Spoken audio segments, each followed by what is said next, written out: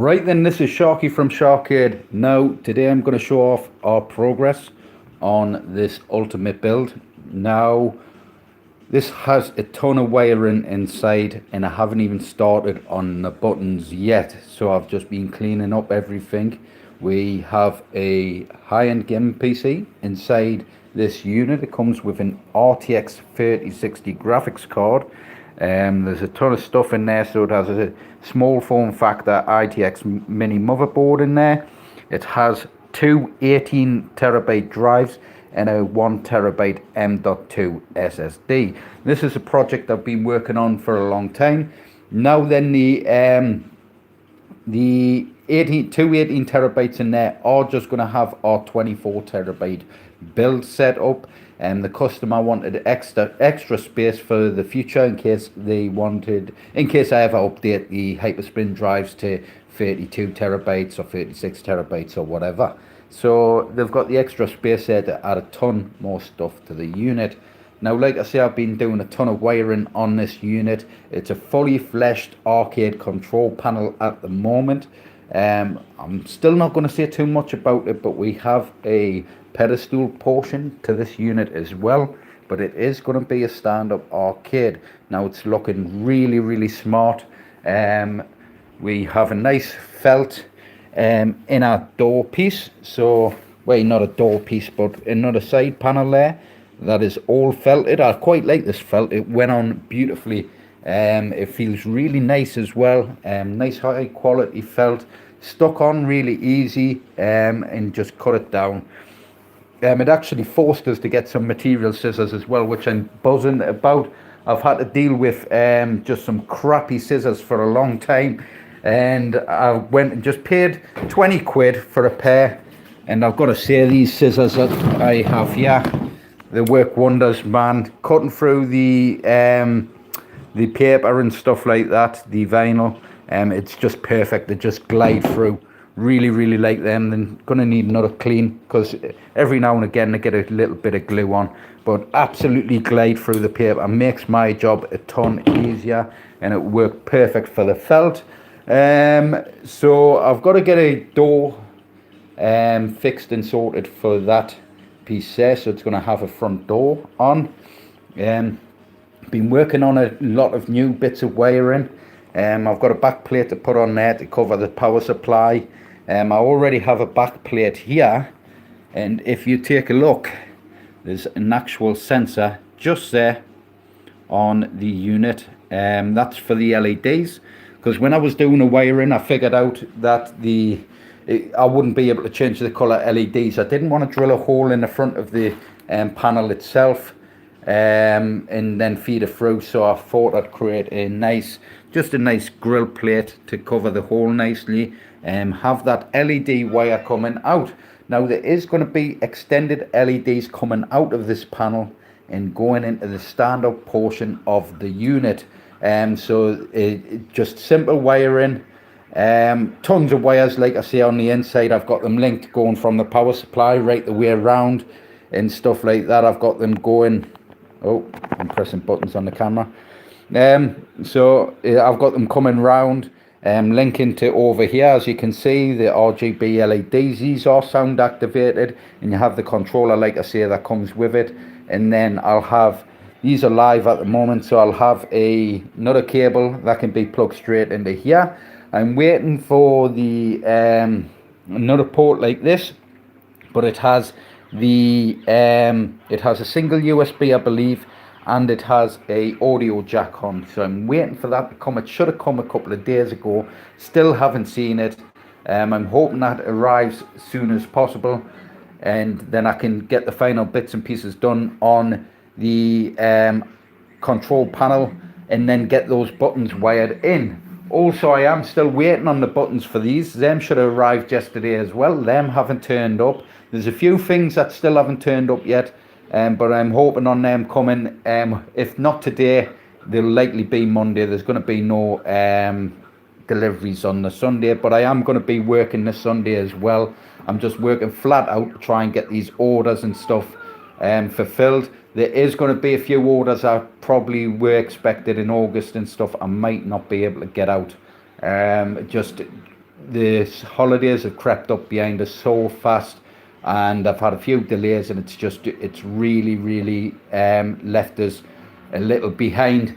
So if I can, throughout the holidays, I've got someone that comes in and does a bit of work for us anyway, so I'll likely just get them to come in. Even if I come in, get some prints done, get the wrapping of the prints done, I can leave them build the units, and I can maybe get a few units shipped straight back out once I come back off my holiday. So work still can be done. Fingers crossed, I'll try and work something out. I know there's a few orders that need to be done.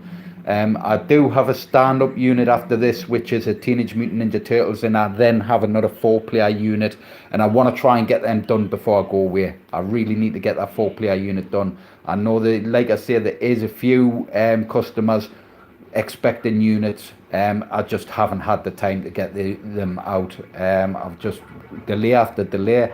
There is one or two returns coming as well. One of the panels haven't turned up, but there's a couple of returns just to fix some wiring that got damaged in shipping. So I'll have them done before I go on my holidays as well. I'll get them done. As you can see, there's a lot of space taken up in the shop with this unit. It is taking longer than I expected, but I'm hoping I'll be finished mid next week if every bit and piece arrives on time. So I'm hoping everything turns up on time, and then I can get this unit finished off. We have the stand-up portion there, another stand-up portion of this unit. I'm going to get the graphics printed Monday for that, because I do need a hand, and I can't get anyone in to give us a hand to get that done. So hopefully you'll start seeing a structure put together. A few little things as well on the bottom of this control panel. I'm also waiting on some feet for this control panel as well. But it's looking great. Just dying to get those buttons sorted, because once those buttons are sorted, I can start getting this configured. I can work on that, like I say. Once I've got it all wired up, I can work on the configuration and just get the final bits and pieces finished off. Now this is going to have some aim track guns, so that may take is not aim track guns, sorry. They're going to have some guns for IR guns with this unit. So we have a kit of 2 there. Those are ready to be configured with the machine itself. The customer ordered those and got them sent to us. I also have a DIY kit. Now in this bag here, when I get some time, I may just do it once I've on my holidays and stuff, when I've got a spare 5 minutes. But in this bag, if I can get it out without breaking everything, 2 moments.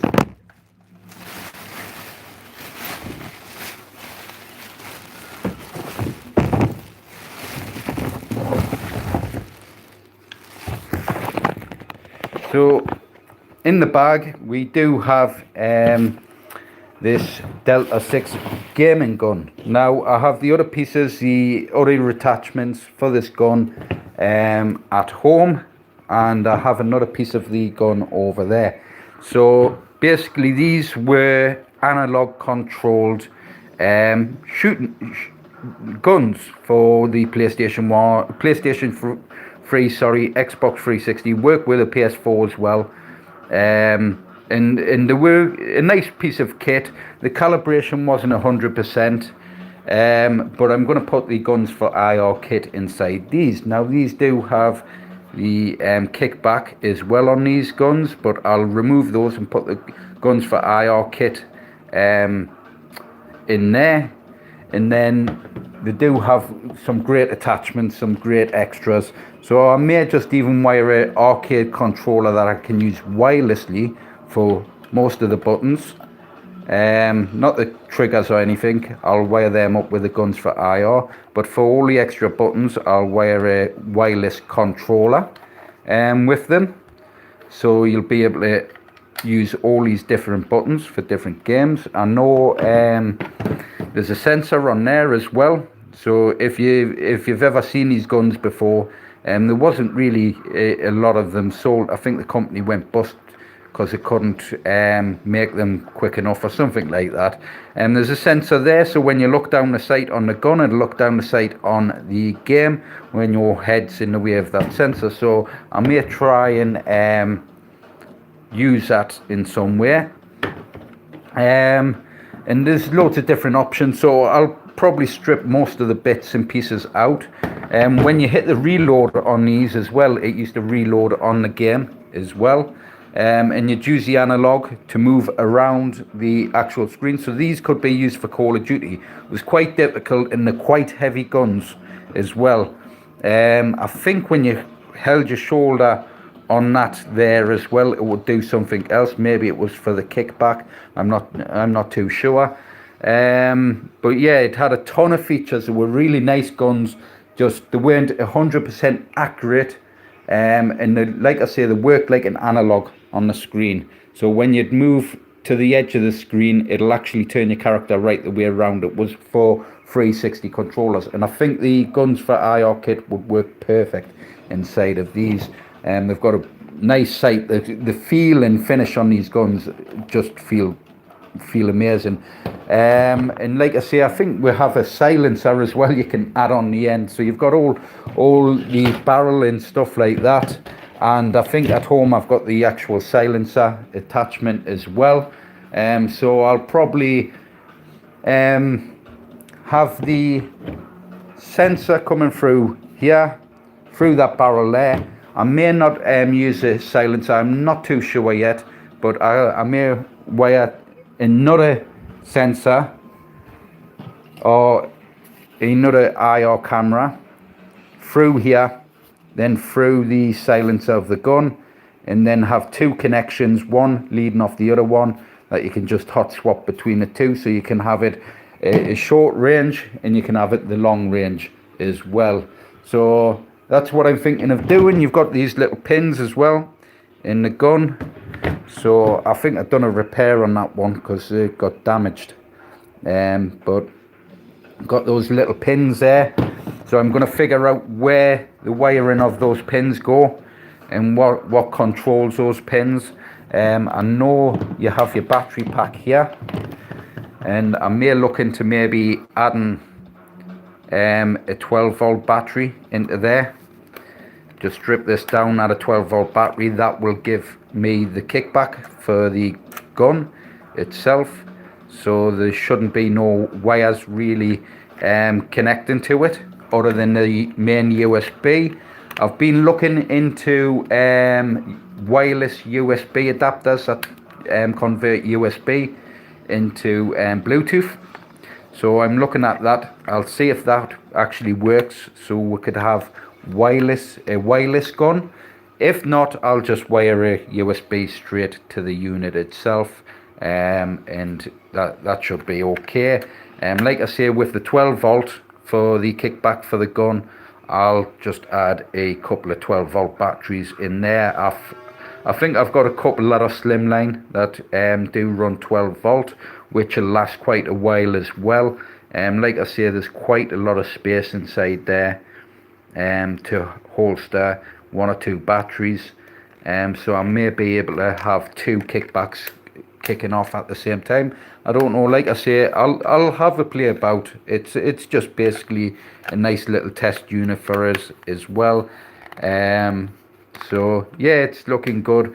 Like I say, there's going to be a lot of configuration. Get the guns for SHAR-KADE sorted, go through all the gun games, the systems, gun systems, do a new wheel for the guns for SHAR-KADE as well. So there'll be a whole new wheel added to the setup, and that will just hopefully keep everything separate so it doesn't mess up my Wii controller kit setup and stuff like that. So yeah, like I say, it's looking good. I'm just overworked and overstressed at the minute, and yeah, I'm just going to crack on.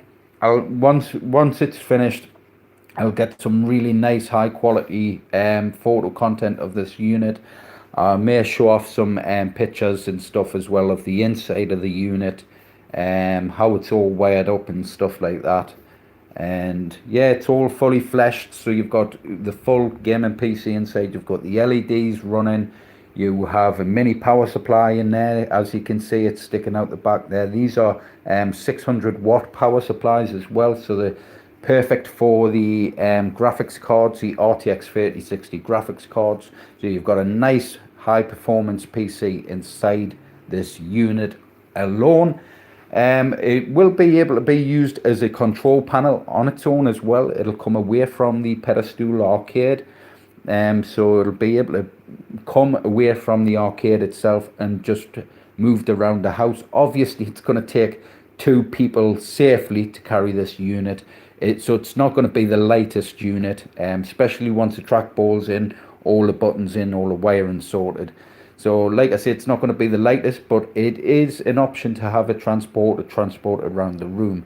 This unit is going off to America, so to save on import charges and other stuff like that, I'm going to send off 1 lot of the unit or 2 lots of the unit packaged up in separate packages at a cheaper rate, and just put a lower cost of it just so it can be shipped to the US, and then this main panel will be fully insured with a full cost of the unit basically.